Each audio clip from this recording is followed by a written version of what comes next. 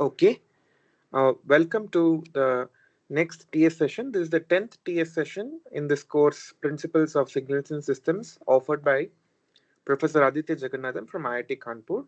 My name is Yashvanth. I am presently a Ph.D. student at the Department of ECE at IISc Bangalore and working with Professor Chandramurthy. And my broad research interests lie in signal processing and applications to wireless communication systems, with my current focus on the development of intelligent reflecting surfaces for 5G and beyond wireless comm.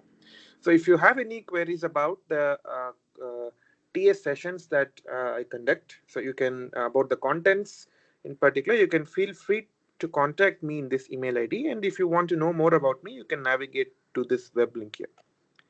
So the topics that are going to be that were covered for week 10 include discrete time Fourier transform. Okay, so if you recall, we have studied Fourier series. Then we studied something called Fourier transform, right? And if you recall, okay, so basically both of them dealt with continuous time signals. Fourier series was for continuous time periodic signals, and Fourier transform generalized it to aperiodic signals also. Right? So it can be applicable to any signal, be it periodic or aperiodic, but continuous time domain signal. In the context of discrete time domain signal, in the last session we started out with discrete Fourier series, which again was applicable to a discrete time signal which is periodic in nature. Now, again, the counterpart to the Fourier transform for the discrete time domain signal is called the discrete time Fourier transform, where you allow for even aperiodic discrete time signals in addition to periodic discrete time signals. Okay, so that is basically about discrete time Fourier transform. As customary in our sessions, the first part of the session is going to be a quick summary of what has been dealt, what has been taught and covered by professor in the lectures. And the second part would be to solve some tutorial questions based on the lectures. So this lectures for week 10 started out with the definition of discrete time Fourier transform. The definition goes as follows. So let's say that you have a discrete time domain signal x of n, right? And this need not be periodic. Okay, that's we remove the restriction what we had for discrete Fourier series. But for discrete time Fourier transform, you don't need the discrete time signal to be periodic. It can be aperiodic also. All what is required is that the signal x of n should be a discrete time signal. That's the only requirement. Then you can define your DTFT. Okay, let me pull this bar somewhere else. Okay, then you can define the discrete time Fourier transform DTFT as x of omega, defined as sum over x of n equals minus infinity to plus infinity e power minus j omega n.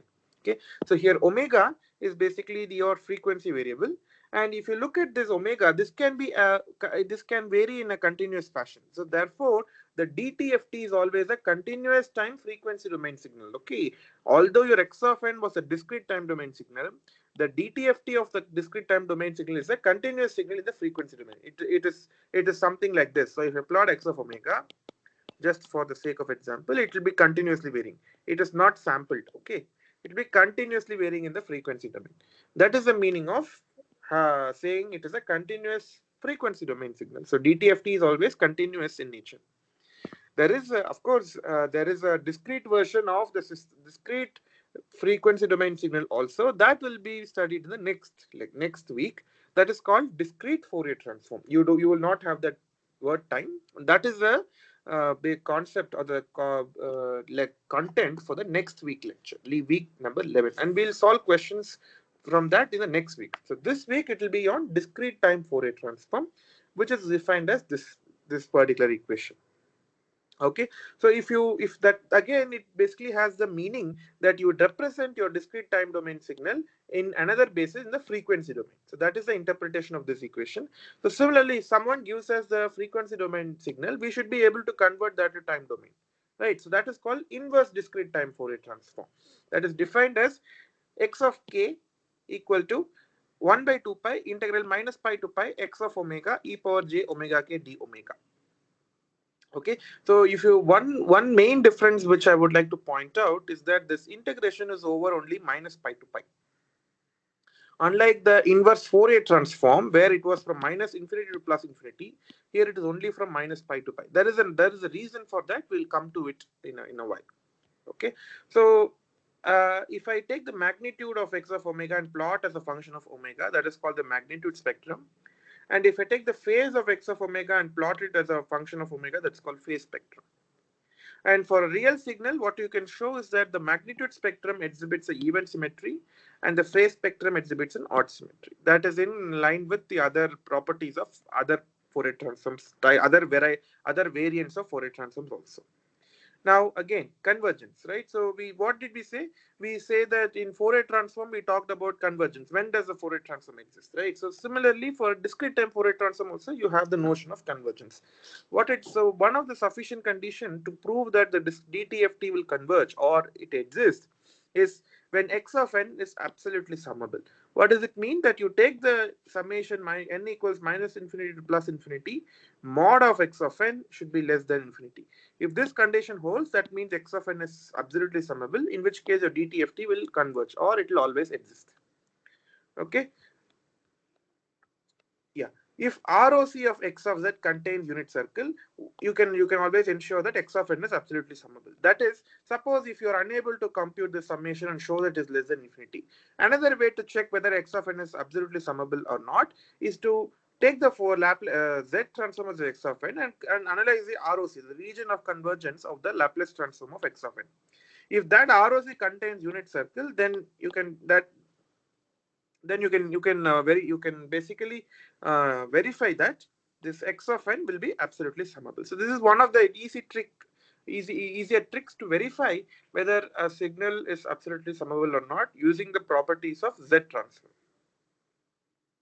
The next is that what we want to say is that the converse need not hold true, right? That is, if someone told you that x of n is absolutely summable, that does not necessarily mean that the ROC should contain unit circle.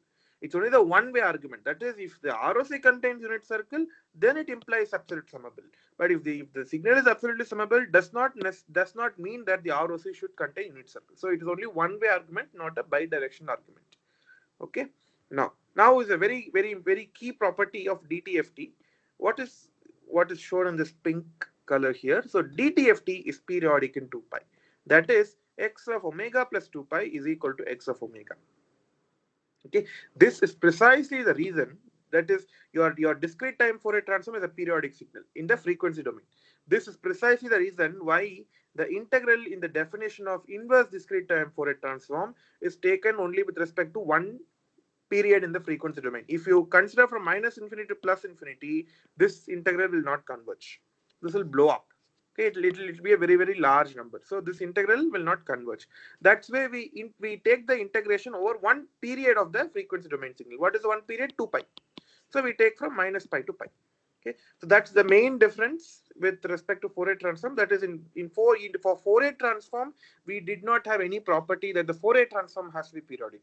But for a discrete time signal, if you compute its discrete time Fourier transform, the property is that discrete time Fourier transform is periodic in 2 pi. And that explains why the definition of inverse Fourier transform versus inverse discrete time Fourier transforms are slightly different in the limits of the integration.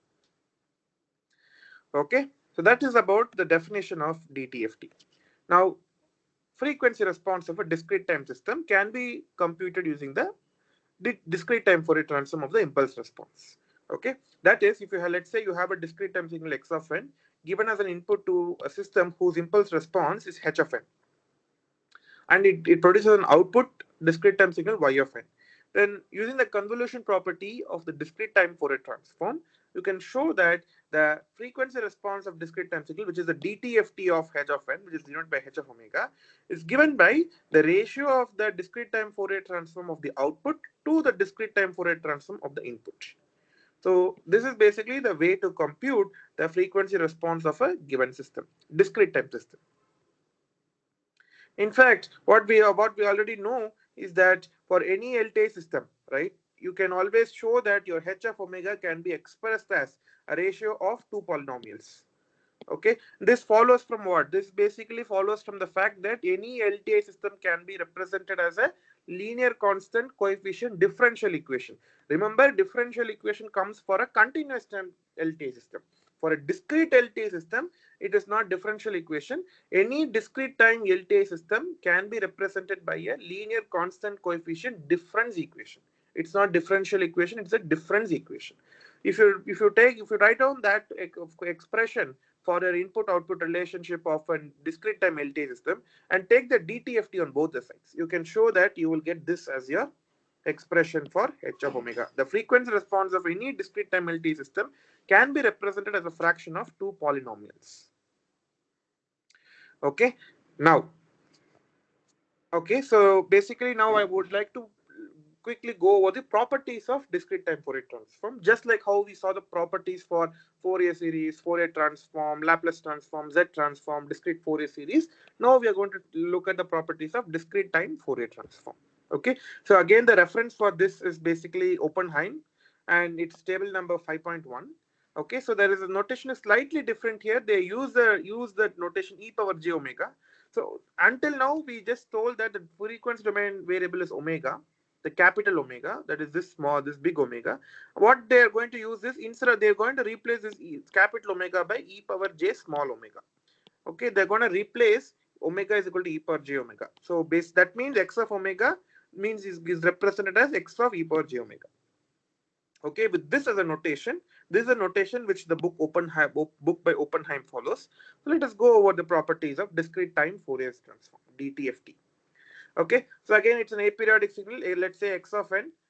That Fourier transform, this DTFT, Fourier transform means a DTFT, not just Fourier transform, it's a discrete time Fourier transform, is basically given by x of e power j omega. And let's say another signal y of n, that also has a DTFT y of e power j omega. But note that although the x of n and y of n are aperiodic in time domain, discrete time domain, their DTFTs are periodic in 2 pi. That's what we saw in the previous slide. Okay. The first property is linearity property. As usual, what it says is that if x of n and y of n are two discrete time domain signals, then a times x of n plus b times y of n will have the corresponding DTFT a times x of e power j omega plus b times y of e power j omega. The second property is called the time shifting property. What it says is that suppose if I have x of n whose DTFT is x of e power j omega, then x of n minus n naught will have the Fourier transform e power j omega n naught into x of e power j omega. This is exactly same as, very similar to what we had in continuous time Fourier transform also. That is, what did we have there? There we had x of, maybe I'll do a different color. We had x of t minus t naught, and we told that this is e power minus j omega t naught into x of omega. That's what we told for a continuous time Fourier transform. The same similar structure applies for discrete also, except that t is replaced by n and t naught is replaced by n naught. Okay, and here you see that exactly the same expression. T naught is replaced by n naught and omega is replaced by e power j omega. So the exact similar structure holds even for DTFT. The next is called the frequency shifting property. What it says is, suppose x of n has a discrete time Fourier transform x of a power j omega, then e power j omega naught n x of n will have the Fourier transform x of e power j omega minus omega naught. This is similar to saying, this is the same as saying, in terms of the variable, which capital variable which professor had used in the class, it is same as saying omega minus omega naught. Okay, so that's basically the frequency shifting property. Next is the conjugation property. What it says is that suppose you have x of n whose DTFT is x of e power j omega, the next conjugate of n, okay, maybe it's slightly, maybe, okay, 1 minute. Okay, so basically what it says is, suppose x of n has the Fourier transform x of e power j omega, the next conjugate of n will have the Fourier transform x conjugate of e power minus j omega. Okay, that's the property of the time conjugation in the time domain. Now time reversal, that is x of minus n will have the Fourier transform x of e power minus j omega. Okay, next is called time expansion. So time expansion is something interesting actually. What it says is that I will only collect x, it is denoted by xk of n, which equals x of n by k if n is equal to multiple of k. is equal to 0 if n is not a multiple of k. All it basically says is that I will not collect the what I will do is that I will insert some zeros. So let's say that, okay, you can work out for yourself. Take an example of x of n and build xk of n, right? And what you can show is that this xk of n is basically same as x of n, except that there will be multiple zeros inserted in between any two samples of the signal x of n. That's why it's called time expansion. And you can show that the corresponding Fourier transform will be x of e power jk omega, where k is the factor by which you expand your signal x of n. Famous convolution property, it says that the convolution of x of n and y of n will have the Fourier transform equal to the product Fourier transform, that is x of e power j omega times y of e power j omega. The multiplication property, which is that if I multiply in the time domain, then the corresponding for DTFT will become convolution. This is basically the expression for convolution. So basically, this is also same as what we saw in the previous classes, namely that for a regular that is continuous time Fourier transform also we had the same property. If I do multiplication in one domain, in the other domain it becomes a convolution. Same thing applies even for DTFT. Now difference in time, that is basically x of n minus x of n minus 1. That is you just difference between two adjacent samples. This is like differentiation in the continuous time domain signal. Right, what you do d by dt of x of t. That is a differential change in the signal x when t changes by a differential amount. That is the meaning of the differentiation, right? In the discrete time domain, the differentiation is same as difference, because you don't have a continuous time domain signal. You can basically at best you can just subtract the signal values between two adjacent signal values, two adjacent indices. That's why this is called differencing in time. And the corresponding Fourier transform is 1 minus e power minus j omega into x of e power j omega. Next is called accumulation. So accumulation means what you do, you sum over all x of k from k equals minus infinity up until n. N is the current time instant. Okay, so this has a counterpart of integration in the continuous time domain signal, and you can show that this will basically be something like we'll have the Fourier transform 1 by 1 minus e power minus j omega into x of e power j omega plus something else. Okay, this is an interesting concept. Maybe we'll revisit this little later.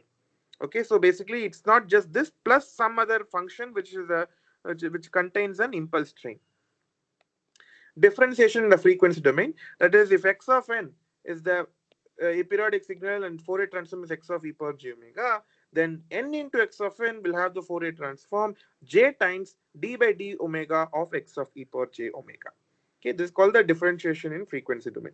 So the rest of all these are very similar to what you have seen for others. Also, I highly recommend you to please go through this table in the book by Oppenheim, and you can verify for yourself. And again, as usual, Parsel's relation, what it says is that the sum of x mod of xn square from where the sum is over minus infinity to plus infinity is equal to 1 by 2 pi times integral x of mod of x of e power j omega square d omega over one time period. Okay, it is only over 2 pi. That is, for example, minus pi to pi is one valid way to integrate. All it says is over one frequency period, not time period, because DTFT is periodic in 2 pi in the frequency domain. So over one period, which is 2 pi, you need to perform this integration. That is the meaning of this symbol. Okay, and it says what this essentially says is the energy is conserved, whether it is in time domain or in the frequency domain, the energies are always equal. That is called the Parsel's relation for aperiodic signals. Again, duality property holds even for DTFT. What it says is that suppose if you have an x of n, which is the x of n is a discrete time domain signal with DTFT x of omega. If I construct capital X of t, remember this x of omega is a continuous periodic signal in the frequency domain. So if I construct a time domain signal out of it, that is going to be continuous time domain periodic signal. You can show that the corresponding, so this is a continuous time periodic signal, right? So you can compute the complex exponential Fourier series, that is CEFS will be equal to small x of minus n, where x is basically the the signal with which you started. Okay, and what is mean by x of minus n? That is nothing but the nth Fourier coefficient. That is, in terms of what we already see, it is C minus n. Okay, C minus n. That is basically the um, the notation. Okay, so that was about some properties, and this is a table that basically says some of the standard discrete time Fourier transform pairs. Okay, so I'm going to give this leave this again, for you to look at it, because it is all very just by applying the definition you will get the answers. It is also table number 5.2 in the book by Oppenheim, so you can always go back and refer to that table. All right, so that is about this week's lecture. And as I started by saying, you can also define another way of Fourier transform, where you can also have a discrete Fourier in the Fourier transform in the frequency domain itself is a discrete frequency signal. Okay, that is not a continuous signal; it's a discrete signal, and that kind of transform is called DFT. That is discrete Fourier transform, and that will be dealt in week 11 of this course. Okay, that is the coming week. Now, that's basically the quick summary of DTFT. And if there are any questions, this is the right time to ask.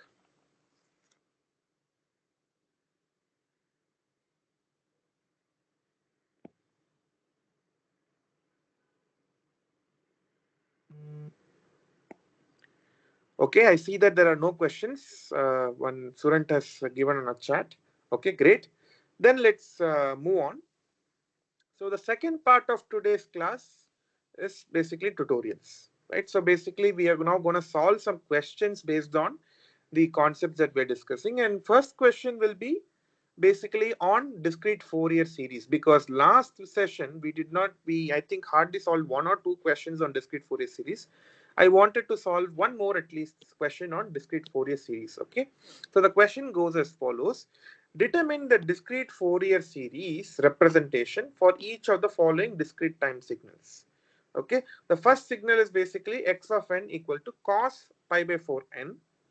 The second signal is x of n equals cos pi by 3n plus sine pi by 4n. And third signal is x of n equals cos square of pi by 8n. So these are the three signals for which we are interested to compute the discrete Fourier series. Remember, it is discrete Fourier series, DFS, not discrete time Fourier transform. From the coming question onwards, we'll solve discrete time Fourier transform. Okay, so as a quick recollect, what is discrete Fourier series? Okay, so given any x of n, which is a discrete time periodic signal with period equal to n naught, what you can show is that in that the given x of n signal can be represented by a discrete Fourier series representation given by summation over k equal to 0 to n naught minus 1 ck into e power j k omega naught n, where omega naught is equal to 2 pi by n naught. Here n naught is the period of the discrete time domain signal. Okay, so only thing is, how do you compute ck? Ck is basically the discrete Fourier coefficients which we had seen the formula.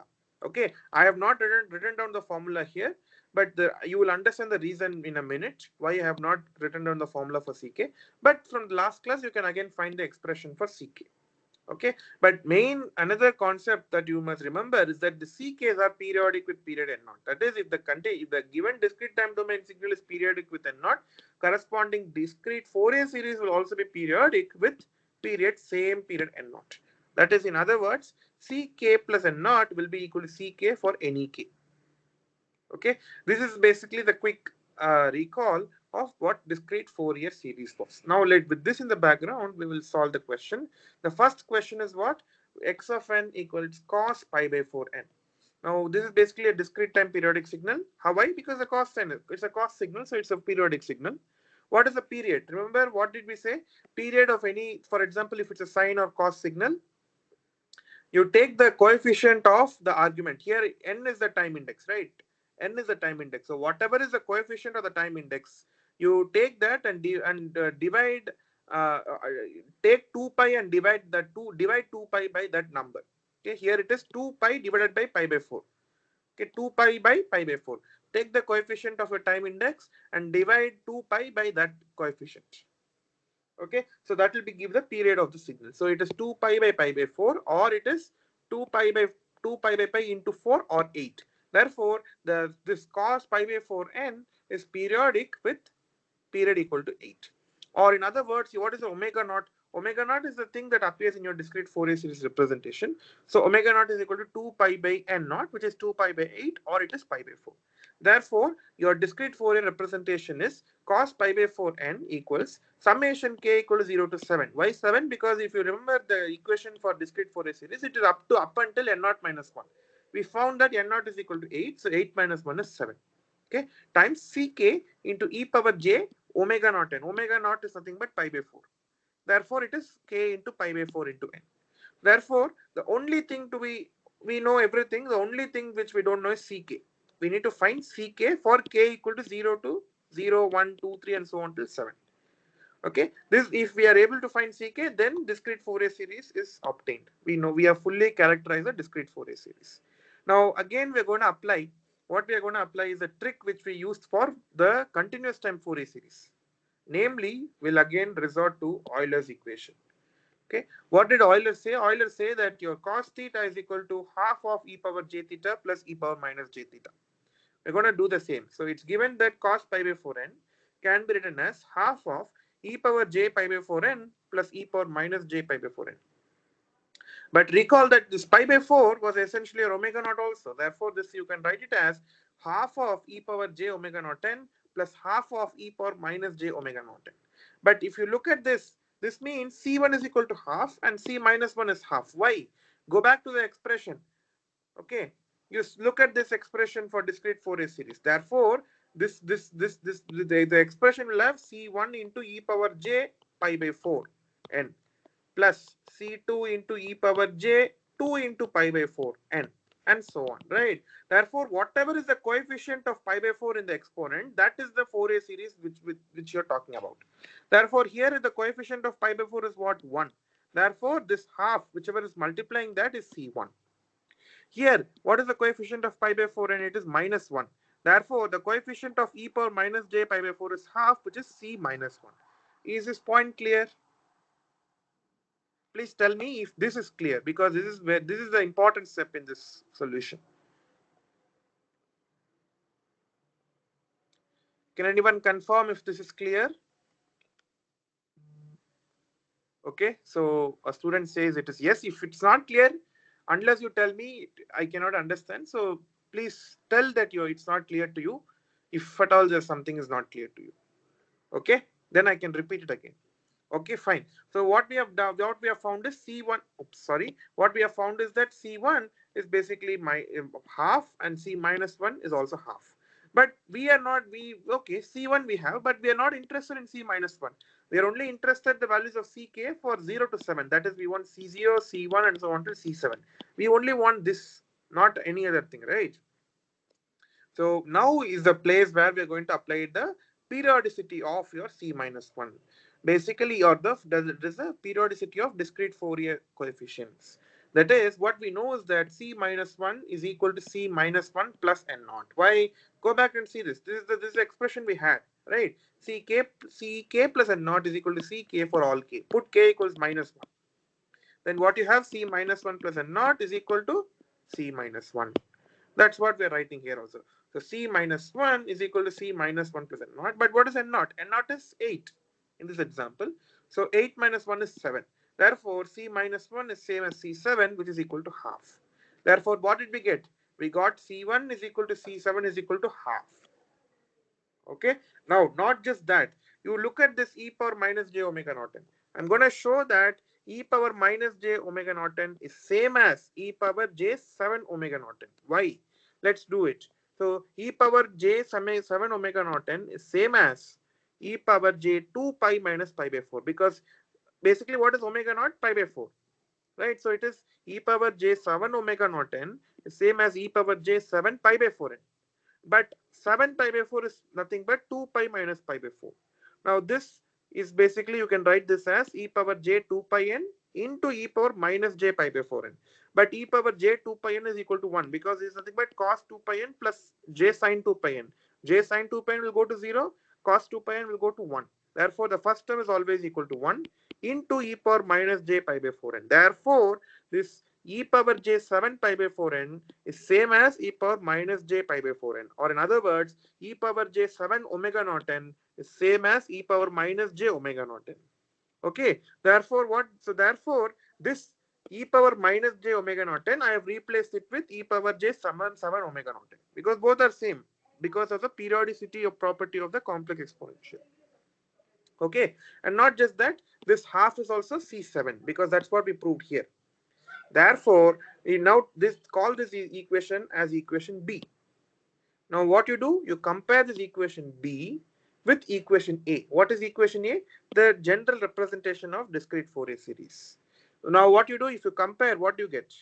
Let's see if we can zoom in a little bit more.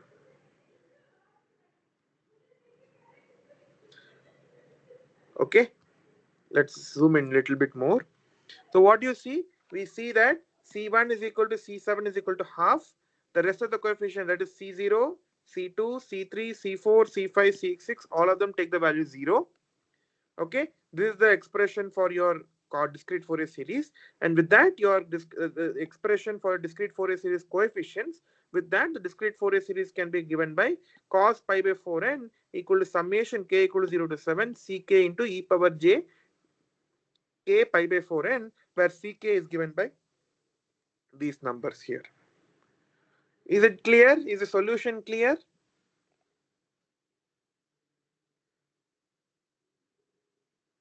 Or is there a doubt? Because you should only, if you ask me, I can tell you which step is the doubt. One student replies that everything is clear, but please others, please unmute and say or chat anything is okay, but please let me know if something is not clear. Otherwise, I cannot understand that something is not clear.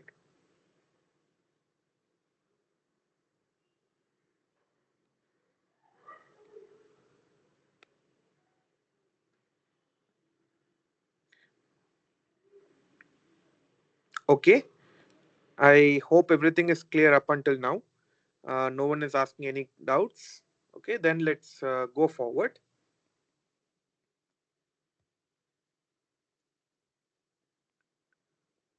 Okay, so that is the discrete Fourier series of cos pi by 4n. The next question is x of n is equal to cos pi by 3n plus sin pi by 4n. So first step is what? To find n naught. Because this is not very clear, because it's sum of two periodic signal. We know that is also periodic. That is known to us. First step is to find n naught, which in turn will tell you what omega naught is. Then after finding omega naught, the only thing is you need to find ck for k equal to 0 to n naught minus 1. If you do all these procedure, then you have finished the solution. So you can write this x of n as sum of x1 of n and x2 of n, where x1 of n is equal to cos pi by 3n and x2 of n is equal to sin pi by 4n. Okay, now here x1 of n is a periodic signal because it's a cos signal. And what is the period? N naught 1 is equal to 2 pi by 3. Pi by 3 is the coefficient, right? Pi by 3, 2 pi by 3, which is nothing but 6. Similarly, if you take the second signal x2 of n, which is equal to sin pi by 4, okay, if I can, that is also periodic signal. And if I take the period of this period x2 of n, which is given by 2 pi by 4, or it is 8 pi by pi, which is equal to 8. Okay, so basically now we have found the periods of both these signals individually, which is 6 and 8. Now the question is, what is the period of the overall signal x of n, which is sum of x1 and x2? We have seen this in previous classes also. If I have two signals, if I sum them up, then the period of the sum signal is equal to the LCM of the two periods. Okay, so here I need to compute the LCM of 6 and 8. You can show that LCM will come out to be 24. Okay, so therefore the period of x of n is equal to 24. Is it clear till now? Till now, is it clear that the first step is to find the period of the x of n? Is it clear till now? Okay, it's clear. Someone says. Okay, then if you have found n naught, then you need to find omega naught. That's the second step, which is 2 pi by n naught, or 2 pi by 24, or pi by 12. Okay, therefore your discrete Fourier representation will be x of n is equal to k is equal to 0 to n naught minus 1. N naught is 24, therefore it is till 23. Okay, ck into e power j k pi by 12n. What is pi by 12? That is omega naught. Okay, therefore all you need to find is what is the value of ck for k is equal to 0 up until 23. You need to find the value. So now again we're going to use the Euler's equation. What is that? namely that x of n is equal to cos pi by 3n plus sin pi by 4n. What is cos theta? E power j theta plus e power minus j theta by 2. Therefore, cos pi by 3n is same as e power j pi by 3n plus e power minus j pi by 3n divided by 2. Similarly, sin pi by 4n is sin theta is what? Let me write it down if in case you don't remember. Sin theta is nothing but e power j theta plus e power minus j theta by 2j. And cos theta is equal to e power j theta plus e power minus j theta by 2. Sorry, this is minus, not 2, minus plus. Sin will have a minus. Sin theta is equal to e power j theta minus e power minus j theta by 2j. Therefore, here pi by 4n takes the value of theta. Therefore, you can write sin pi by 4n as e power j pi by 4n minus e power minus j pi by 4n divided by 2j. Now what I will do, I will I will collect all the terms separately. So I will collect the terms in the increasing order of their exponents. That is, first is what? Minus 2. I will take the last term that I write it first. Minus 1 by 2j into e power minus, sorry, minus 1 by 2j into e power minus j pi by 4n. That is the last term here. Next, I will take the second term here, which is plus half into e power minus j pi by 3n. Then I will take the first term, which is plus half into j pi by 3n. Then I will take the third term, which is plus 1 by 2j into e power j pi by 4n. Okay. Now, what is omega naught? Omega naught is pi by 12. Right. Now, what do I have? I have pi by 4. What is pi by 4? I can write it as 3 into pi by 12. Right. But pi by 12 is omega naught. Therefore, I can write pi by 4 as 3 into omega naught. Similarly, pi by 3, I can write it as 4 into pi by 12 because 4 into 3 is 12. So, 4 into pi by 12 is same as pi by 3. But pi by 12 is nothing but omega naught. Therefore, I can write pi by 3 as 4 into omega naught. Therefore, I will substitute for these relations in this expression here. Therefore, what happens? The first term is minus 1 by 2j into e power minus j pi by 4n. But what did I say? I told that pi by 4 is equal to 3 omega naught. Therefore, I made it as minus 1 by 2j into e power minus j 3 omega naught n. Similarly, second term will have half into e power minus j pi by 3n. But what was pi by 3 is nothing but 4 omega naught. Therefore, I can replace the second term as half into e power minus j 4 omega naught n. Similarly, third term is having pi by 3, which I will read it by, which I will replace by 4 omega naught n. So that becomes half into e power j 4 omega naught n. The last term has pi by 4, which is nothing but 3 omega naught. Therefore, I can replace last term as 1 by 2j into e power j 3 omega naught n. Up until now, is it clear? Please tell me. It's very, very important, guys, because this solution is little involved. So it's important that we all are on the same page. Is it clear till now? Okay. I see that only one student is answering most of the time, but happy that at least that student is following till now.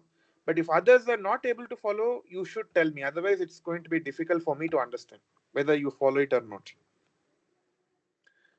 Okay, so basically this is, so we all we did is we wrote the expression. First we wrote the expression for Euler's equation for x of n, and then we expressed that Euler's equation in terms of omega naught. That is where we are now. Now you look at this. What is the coefficient of omega naught? It is minus 3. I mean, you look at the expression for discrete Fourier series. Now, what you need to do? You need to basically k is k. So ck, k is the kth discrete Fourier series that multiplies e power j k pi by 12. So whatever is the coefficient of j omega naught n, that represents the index of the discrete Fourier series. Okay, the coefficient, so pi by 12 is omega naught here, right? So whatever is the coefficient of j omega naught n, that is k, is the index of the corresponding discrete Fourier series. So here what do we have? Here we have e power minus j 3 omega naught n. The index, the coefficient of j omega naught n is minus 3. Therefore, whatever multiplies this e power, the complex exponential, will represent c minus 3. Therefore, c minus 3 is equal to minus 1 by 2j. Is it clear?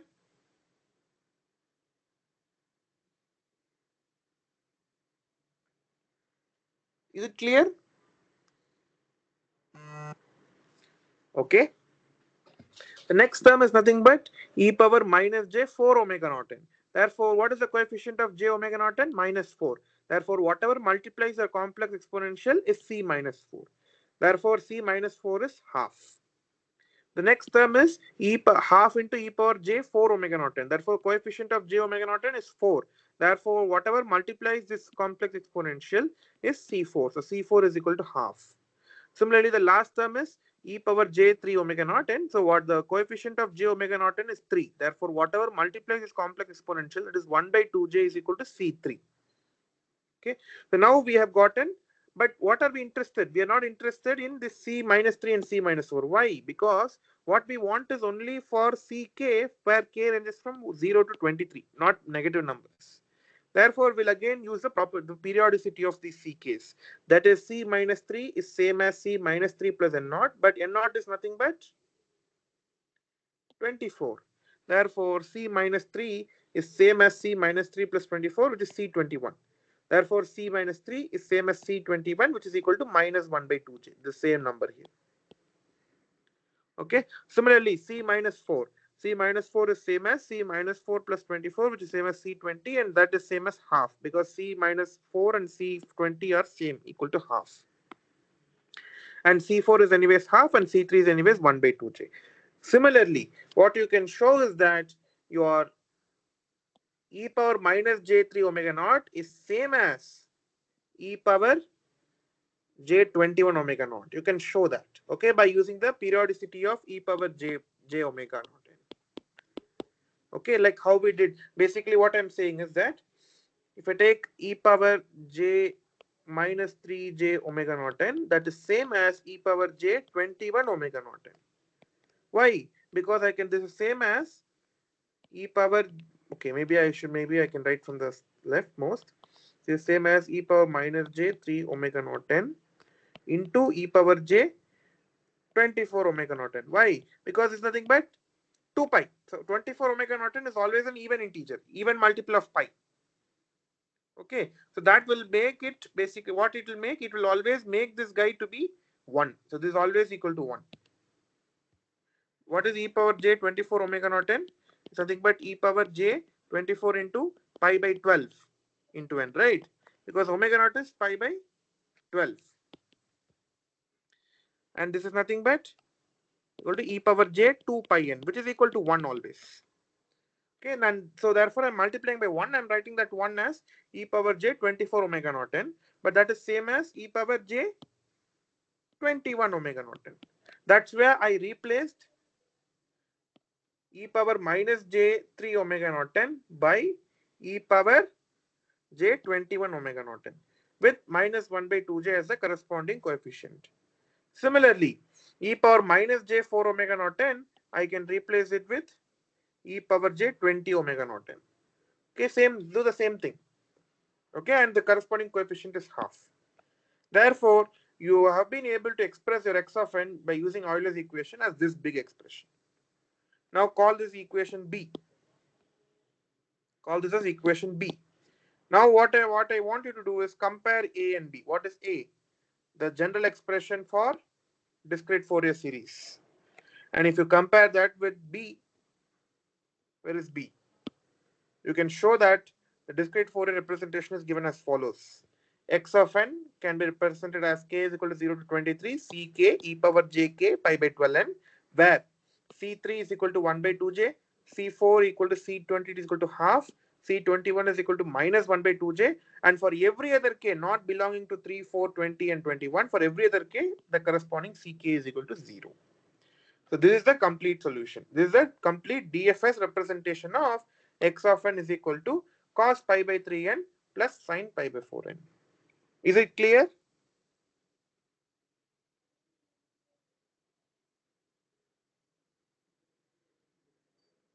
Or which step should I explain again? Or do you want me to explain the full problem again? I'm okay with doing anything. Please let me know which step do you want me to repeat, or is everything clear?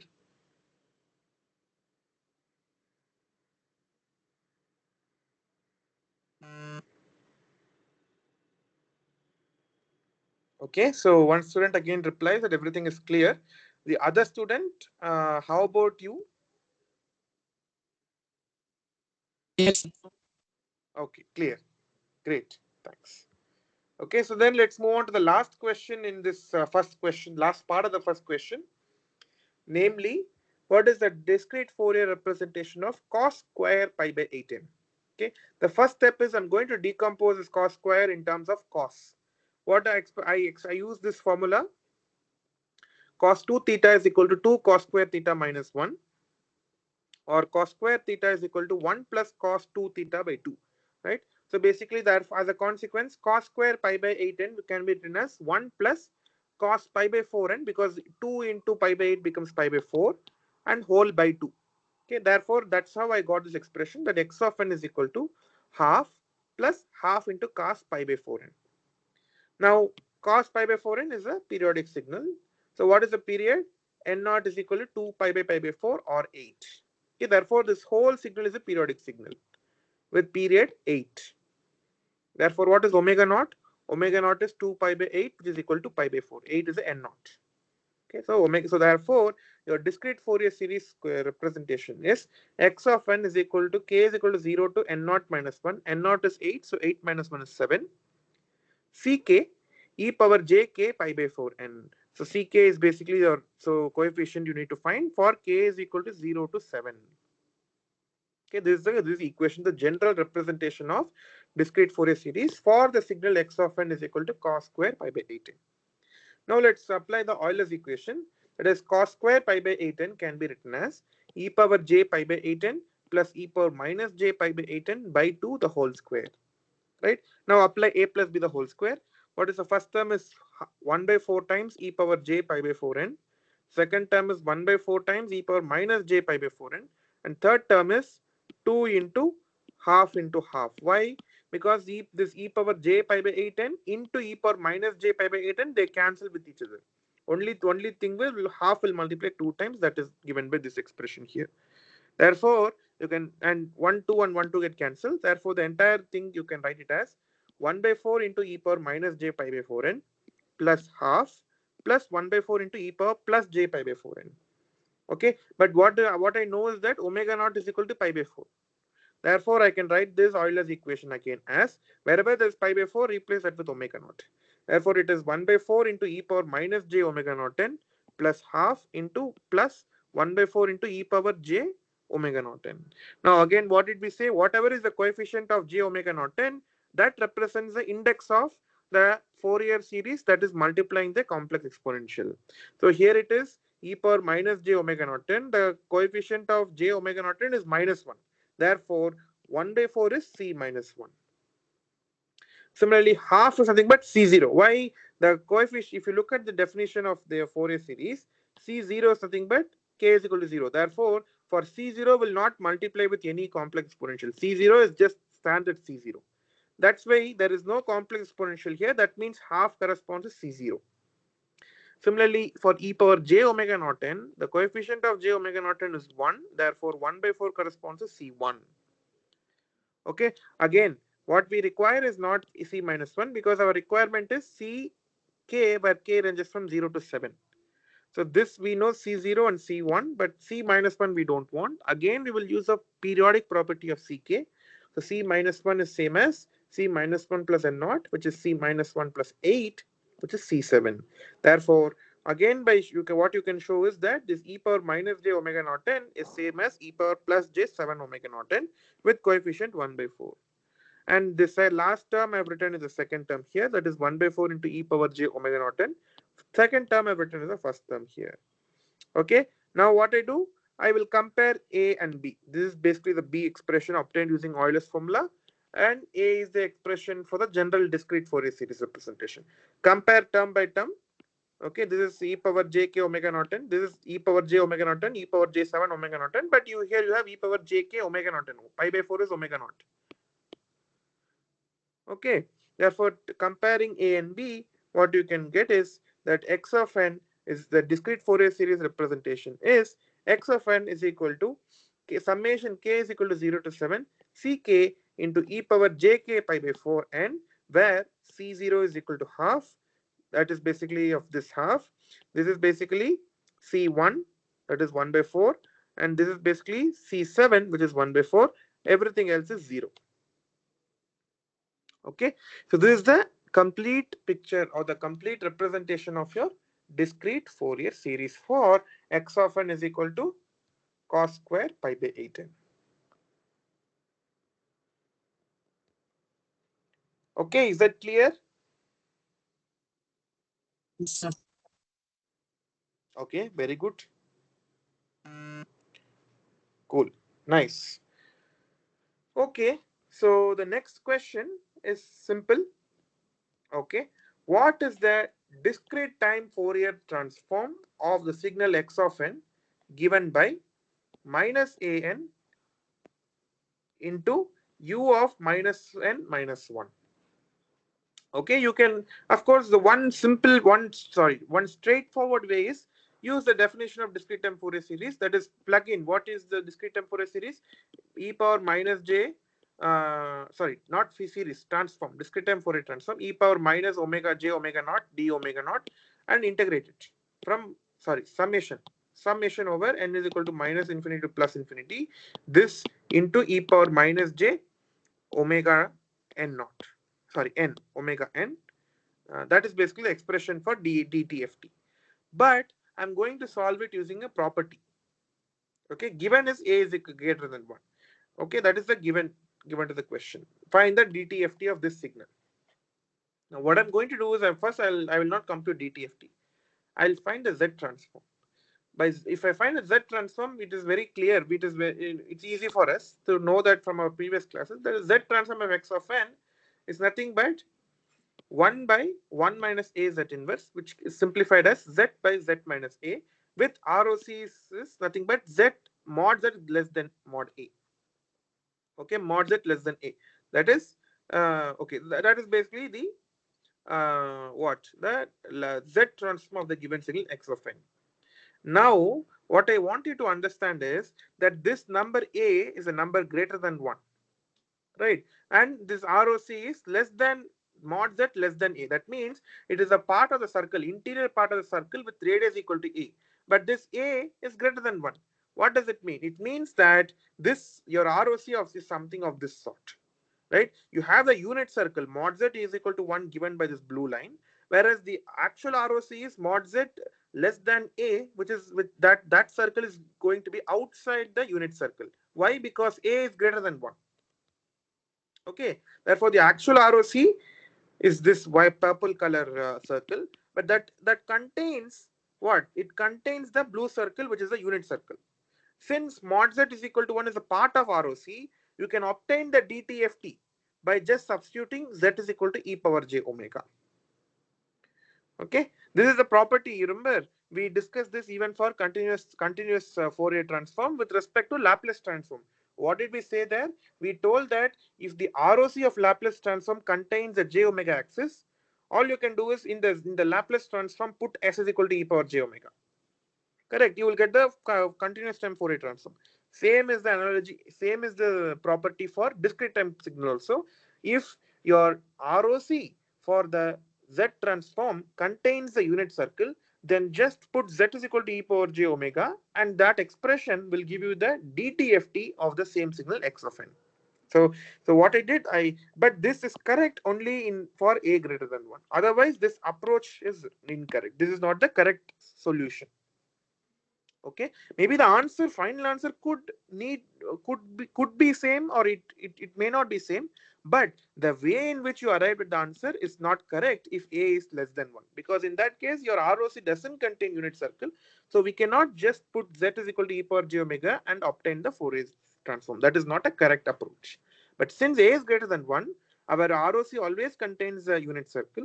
So you merely by substituting z is equal to e power j omega in the z transform of x of n will give the DTFT of the same x of n.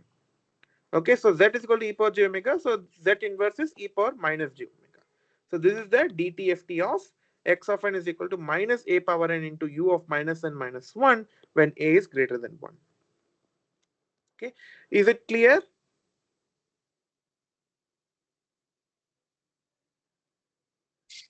Yes, sir. Okay, great.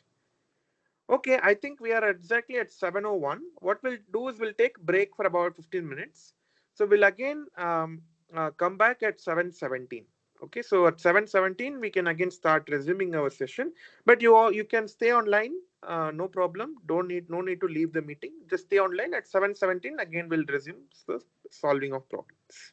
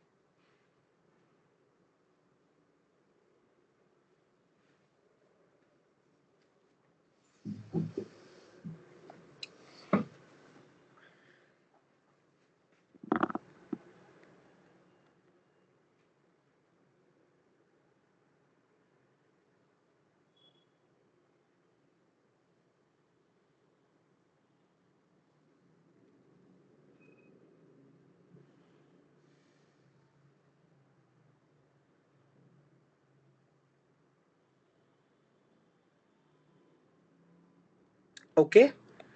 Am I audible?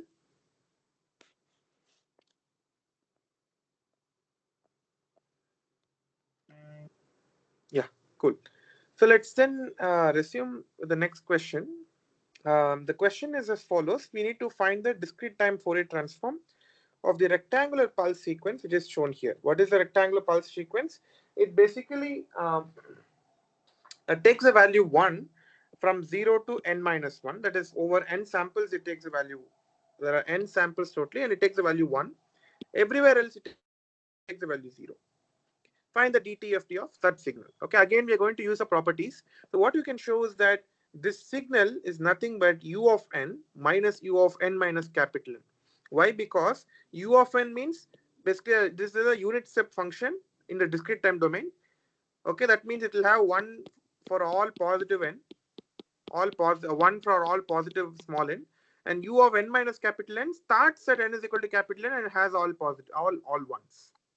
So if you subtract both the terms, both the signals, what you will left out is just equal to 1 whenever n small n ranges from 0 to capital N minus 1. That is why this sequence you can represent as u of n minus u of n minus capital N. Now this question is simple. You just need to find the Fourier transform of the discrete time Fourier transform of this different signal.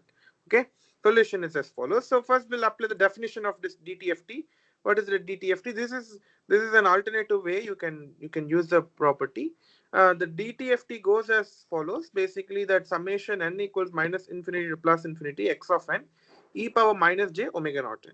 But it only when x of 10 takes a value 1, only when n ranges from 0 to n naught minus 1. Everywhere else it's 0. So this summation is same as 1 into e power minus j omega naught n when summation is over small n is equal to 0 to n naught minus 1. What is this? This is nothing but n is equal to 0. When you put n equals 0, the first term is 1. The second term is e power minus j omega. Third term is e power minus j 2 omega, and so on. Last term is e power minus j omega n minus 1. This is nothing but a finite geometric series, right? So you can, the answer, what is the finite geometric series? If you by using the formula, you can show that this comes out to be 1 minus e power minus j omega naught n omega n time divided by 1 minus e power minus j omega. So now what I will do, I will take e power minus j omega n by 2 common in the numerator. Okay. So then what happens inside the bracket? First term is 1. Therefore, you need to multiply by e power j omega n by 2. So that cancels to give 1. The second term, you need to again write e power j omega n by 2. So that n by 2 plus n by 2 will become n. Okay. So that is the story for the numerator. In the denominator, I will take e power minus j omega by 2 as common. Therefore, inside the bracket, the first term has 1. Therefore, you need to multiply this by e power j omega by 2. Second term, it should be e power minus j omega 2. So that e power minus j omega 2 times e power minus j omega 2 will become e power j omega, which is exactly the second term in the denominator. Therefore, this can be represented as this big equation here. Now, what I'm going to do is, I will divide by 2j in both numerator and denominator. Okay, I will divide by the number 2j in both numerator and denominator. At the same time, this is nothing but e power minus j omega n by 2 divided by e power minus j omega by 2. Therefore, you can write this as e power minus j omega of n minus 1 by 2. Okay, now what is this? This is of the form e power j theta minus e power minus j theta by 2j. Therefore, it is nothing but sine theta. But here theta is omega n by 2. Therefore, the numerator becomes sine of n omega by 2. Similarly, the denominator also has the same structure. So therefore, this becomes sine of omega by 2. Therefore, the DTFT is nothing but x of omega equal to sine of n omega by 2 divided by sine of omega by 2 into e power minus j omega of n minus 1 by 2. Is it clear? This is the answer, solution. DTFT of the rectangle signal. You can also alternatively use the property. You use the DTFT of U of n, use the DTFT of U of n minus capital N, and subtract both of them by linearity property. Okay, how will you find the DTFT of U of n minus capital N? Use the time shifting property of DTFT. Using the property of DTFT also, you try to solve and see if the final answer obtained using properties of Fourier transform matches with the answer that we derive using the definition of Fourier transform. Okay, so that is the alternative way you can work out as a homework. The next question is a slightly modified version of the question 3 only.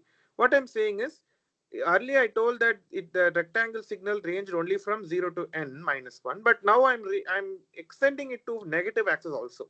And now it is, instead of 0 to n1, it is now becoming minus n1 to n1. That is, x of n takes a value 1 when n ranges from minus n1 to n1. Otherwise, it takes a value 0.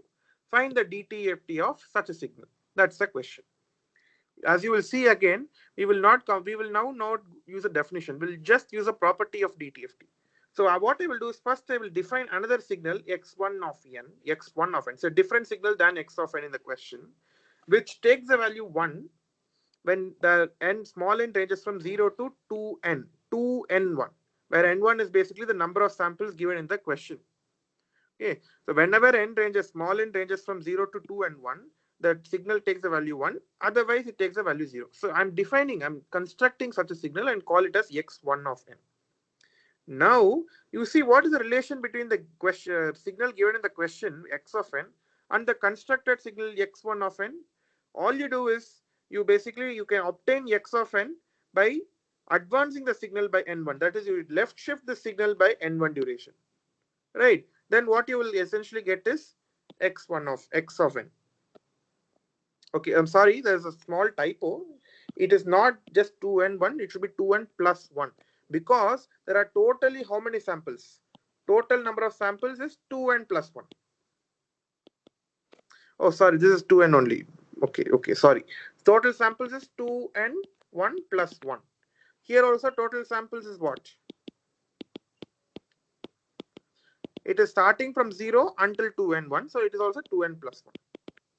Only difference between the x of n and x1 of n is that if you left shift your x1 of n by n1 samples, you will get x of n in the question. That is the only difference. Do you agree?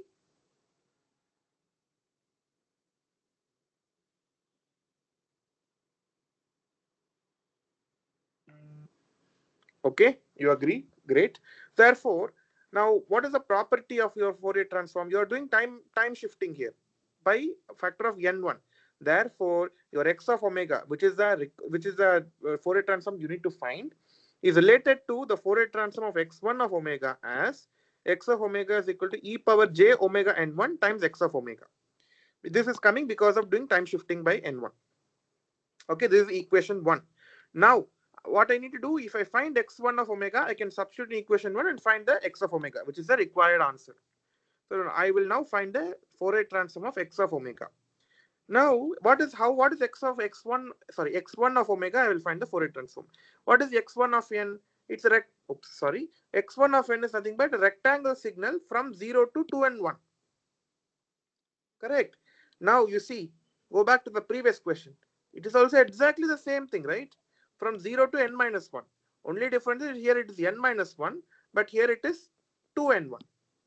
Therefore, put n is equal to, so basically this x1 of n, this signal is same as the signal in the previous question if n minus 1 is equal to 2n1. Correct? That is means n should be equal to 2n1 plus 1. That's what I wrote here. Therefore, x1 of n, that is we constructed in this question, is same as x of n in the previous question when n is equal to 2n plus 1. 2n 1 plus 1. Is it clear?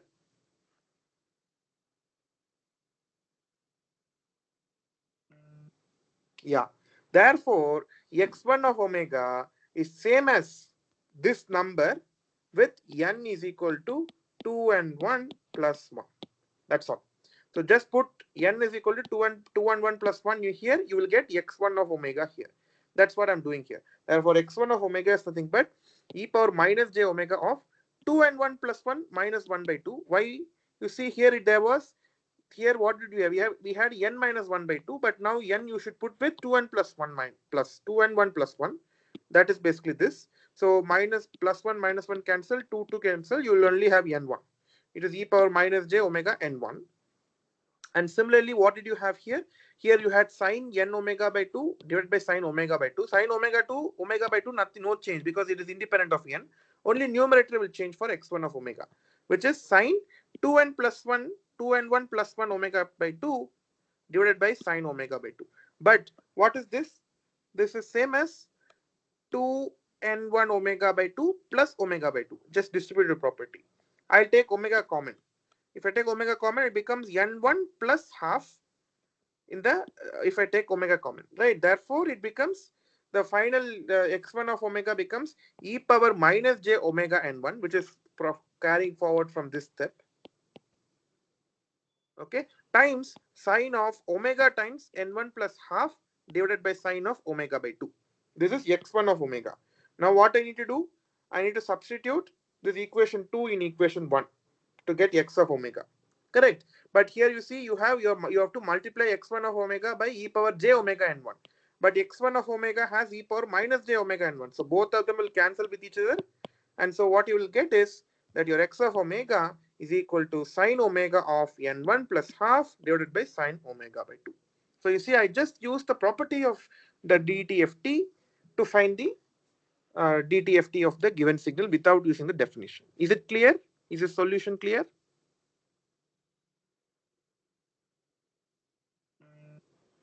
Okay, great. The next question is also an interesting question. This is basically, yeah, it's an interesting question. Because it's interesting because you can remember the answer very easily. It's always interesting. So the question is, find the inverse discrete time Fourier transform of the following frequency domain response. That is, x of omega takes a value 1 when mod omega is less than w. But when mod omega lies between omega w and pi, it takes a value 0. Why am I only defining my signal for omega between minus pi and pi? That's because if I define within one time period, I know that x of omega is periodic in 2 pi. Therefore, it will keep on repeating for every 2 pi. Therefore, it is sufficient if I describe my frequency response of a DTFT, the discrete time frequency response of Fourier transform within one frequency period. That is, within 2 pi, it is enough to describe. Everywhere else, it's just a periodic repetition. That's why the representation is only over one time period, that is between minus pi and plus pi, not time period, frequency period. Now, if you plot x of omega, what is this? Let's say you take w from minus w to w, it has a value 1. Everywhere else it is 0. What is this? This is essentially a low pass filter.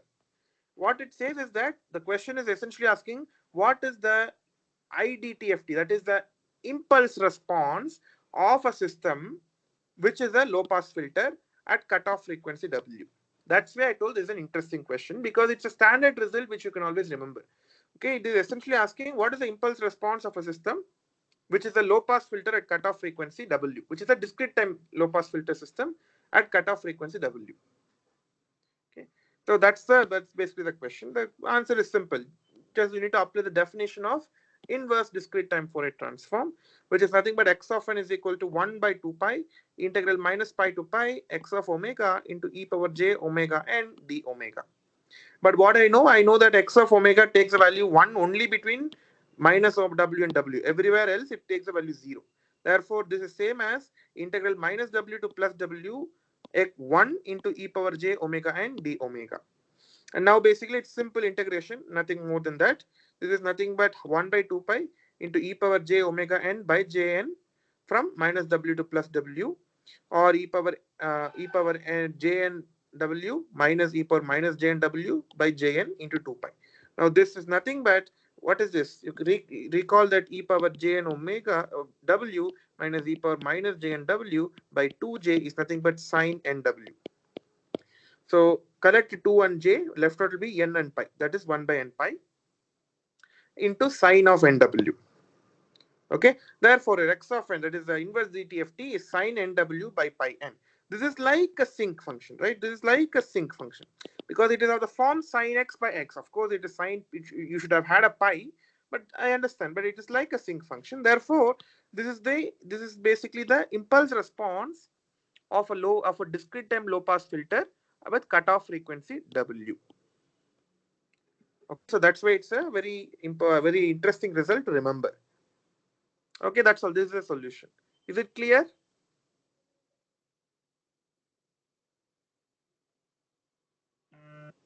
Okay, great. The next question is simple.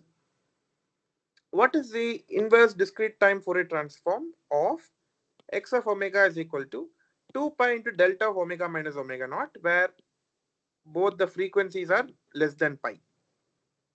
All right, so it's basically direct delta function in the frequency domain. What is the inverse DTFT? Nothing very rocket science about it. Just use the definition. X of n equals 1 over 2 pi integral minus pi to pi x of omega e power j omega and d omega. So x of omega is nothing but 2 pi into delta of omega minus omega naught. But what we know is that shifting property of the impulse function. So we are integrating with respect to omega. Therefore, this becomes e power j omega naught n. That's all. And 2 pi cancel. So the answer is x of n is equal to e power j omega naught n. Okay. Yeah, this I wrote for some other maybe next question. So this you really avoid for this question.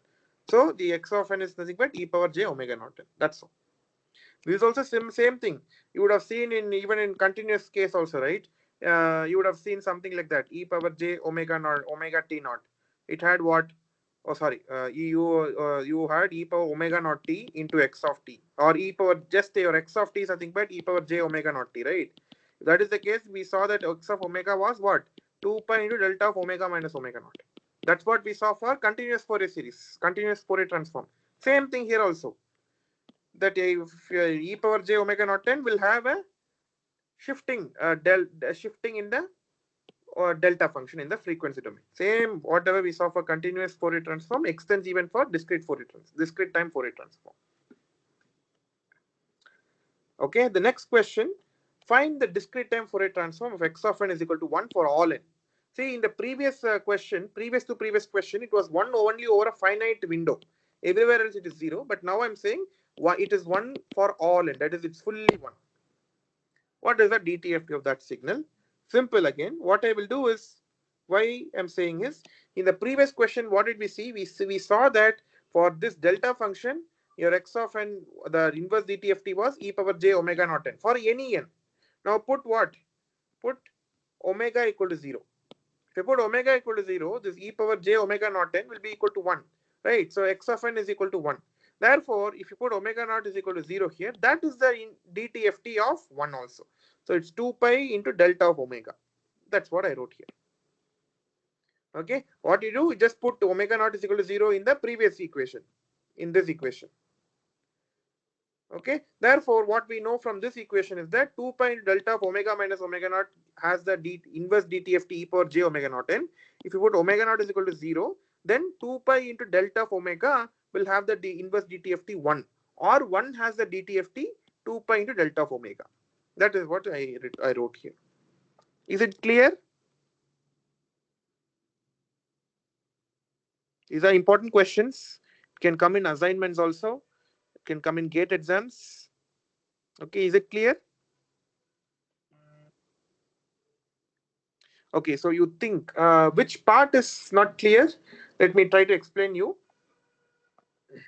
Maybe I can remove this, I guess. Let me try to explain you. All right. So what we have is that we need to find, okay, what did we learn from this question number 6? We learned that 2 pi into delta of omega minus omega naught has the IDTFT as e power j omega naught n. That's what we had.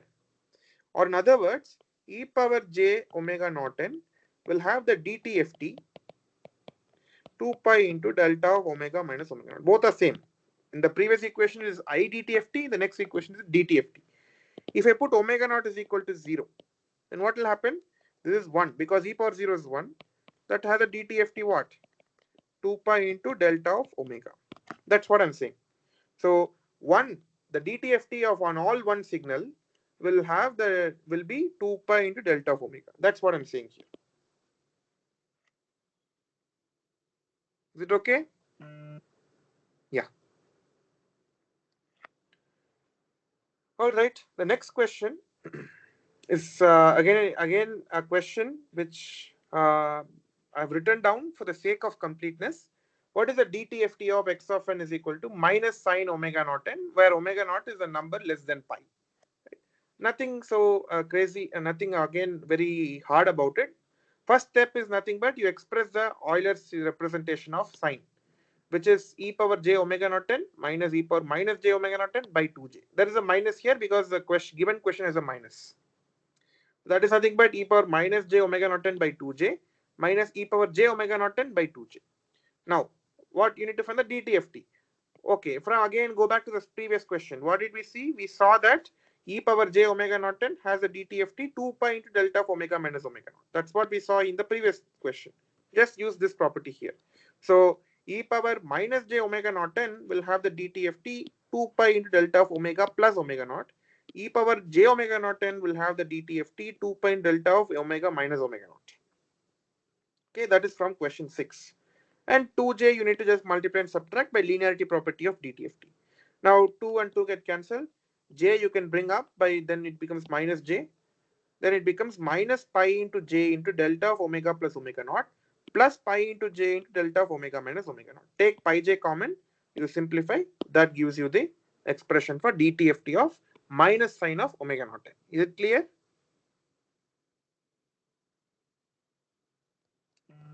Okay, clear. Great. Okay, the next question is basically to find the um, inverse discrete time Fourier transform of this signal x of omega equals 1 by 1 minus a into e power minus j omega the whole square, where a is a number less than 1. But the given question says use convolution property. Okay, what does the convolution property say? It says that if you convolve two signals in a time domain, their corresponding discrete time Fourier transforms are they multiply each other. That is the convolution property of DTFT. We will use that property here. Okay, so first of all, what did we learn from the class lecture, or even today also we saw, right? That a power n into u of n will have the discrete time Fourier transform 1 by 1 minus a into e power minus j omega. This is the known fact which professor had solved in class. Okay. Now, what is the given question is nothing but x of omega is equal to 1 by a into e power minus j omega into 1 by 1 minus a into e power minus j omega. If you do the product, then you get this x of omega, right? It's just multiplying the same function 2 times. That is what is the given question. If that is the case, then what should be the inverse discrete Fourier transform? It should be the convolution of the inverse DTFT of this and the inverse DTFT of the second function. Is it correct? Is it clear?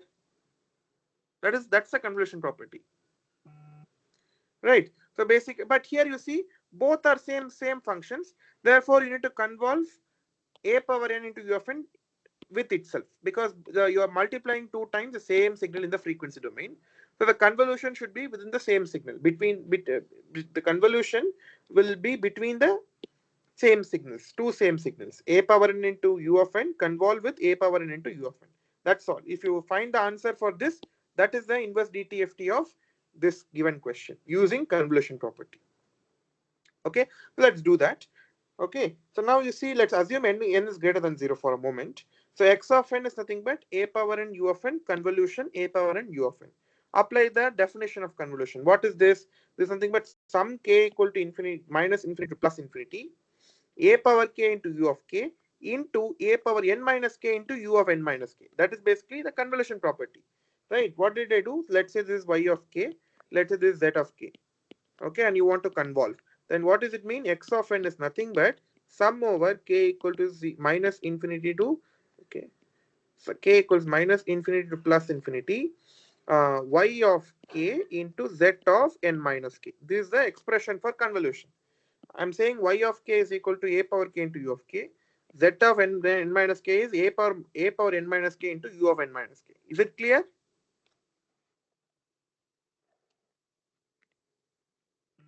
Okay. Now, what do? We know that u of k is a unit step function. It takes a value 0 when k is a negative number. Therefore, don't we know that k equals minus infinity to plus infinity? You don't need to do all those, because anyways u of k, whenever k is negative, it will make the entire integrand sum and 0. Therefore, just consider from k equal to 0 to infinity, a power k into u of k in that case will be equal to 1. Therefore, it is just a power k into a power n minus k into u of n minus k. Okay, now u of n minus k is equal to 0 if n minus k is a negative number, or if k is greater than n. So whenever k exceeds n, your n minus k will become negative, or u of n minus k will become equal to 0. Right, so that means you don't need to take k all the way till infinity. You can just restrict till n, because anyways greater than n, this u of n minus k will go to 0. If k is less than n, then u of n minus k will be n minus k will be positive. So u of n minus k will be equal to 1. Okay, therefore I don't need to go all the way till infinity. I will just stop at n. K is equal to n. So then in that case u of n minus k will be equal to 1. Therefore, you can simplify this again as summation k is equal to 0 to n a power k into a power n minus k. Is it clear?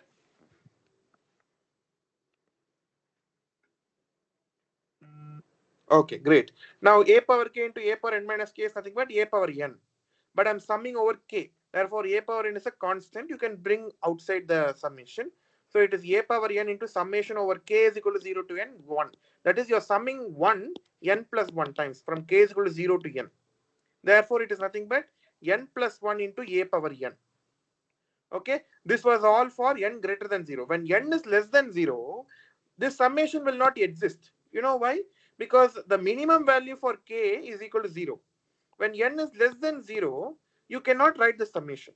Therefore, there is this entire will become go to 0. You understand what I'm saying? All I'm trying to say is that if n is less than 0, you cannot have simultaneously u of k and u of n minus k to be equal to 1 for any value of k. That cannot happen.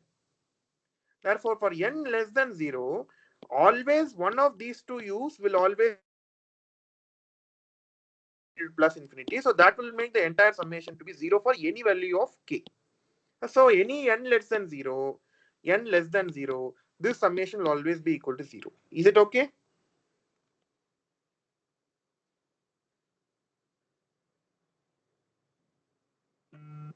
Okay, great. That means what? I know that the x of n takes the value n plus 1 into a of n when n is greater than 0. Otherwise, it takes the value 0. So this I can compactly represent as x of n equal to n plus 1 into a power n, which is this, into u of n. Because whenever n is greater than 0, then u of n will become 1. So whatever multiplies u of n, that is n plus 1 into a of n, a power n will be the answer. When n is less than 0, it doesn't matter what is multiplying u of n. U of n will take the value 0, so entire x of n will be equal to 0. Okay? So this is the solution for this problem. Now the last problem for today is basically find the inverse discrete time Fourier transform of x of omega equals to e power minus j omega divided by 1 minus a into e power minus j omega whole square. The square is only for denominator. Now I want you to tell me, how can I solve this question using the previous question?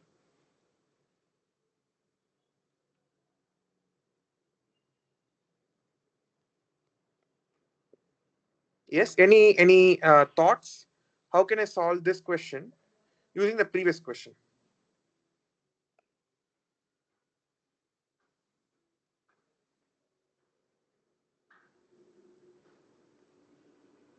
Yes, any thoughts? See, the only difference between this question and previous question, you see, let me show you. Here I had 1 by 1 minus a e power minus j omega square.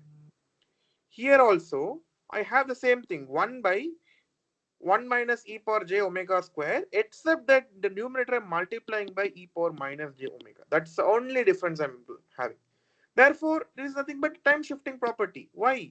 If I have x of n, has the, if x of n has a DTFT x of omega, then I know from the property that x of n minus n naught will have the DTFT x of omega into e power j minus j omega n naught. If you put n naught equal to 1, this becomes e power minus j omega, which is exactly the numerator here. Therefore, therefore, what does it mean? It only means that you take the the inverse Fourier transform of this number and you time shift it by 1 unit. Correct? That is the answer. That's what I'm writing here. So x of omega is same as previous question and put n naught equal to 1. Therefore, the IDTFT of this signal x of omega is equal to e power minus j omega divided by 1 minus a into e power minus j omega square is nothing but x of n minus 1, where x of n is this guy here. Is it okay?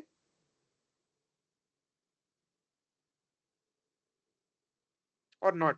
Is it okay or not? Or shall I explain again? Okay, it's okay to you. Therefore, nothing. So what you do?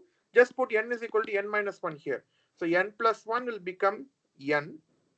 A power n will become a power n minus 1. U of n will become u of n minus 1. That's all. Okay, so the inverse DTFT is nothing but uh, uh, a time delayed version of the previous signal by 1 unit. Okay, that is basically you should. That's why whenever you're given a question, you should look for some structure. For example, this whenever you multiply a complex exponential, that means there is going to be some time shifting happening in the time domain. Because only when there is a time shifting, you will just multiply by one complex exponential in the frequency domain. Okay, so you should always think from multiple angles and see how well can you use properties of Fourier transforms. So that way, if you just know the Fourier transform for some few signals, using the properties of Fourier transforms and the Fourier transform of the known signals, you can derive the Fourier transform of any complicated signal. Okay, you don't need to always do the integration or the summation and by using the definition of the Fourier transforms. Is this clear? Is the solution to this question clear? Okay. Okay, great. So that is what I have for today. Are there any more questions in today's session?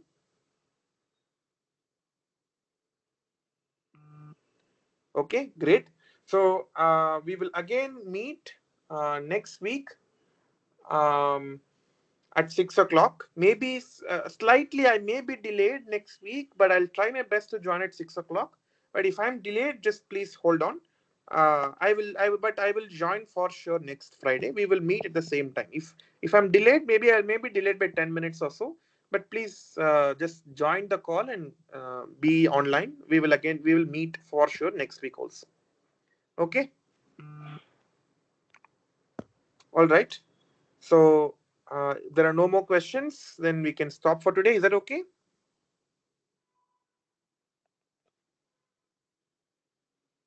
Okay. Let's then stop for today. Yeah. Thank you.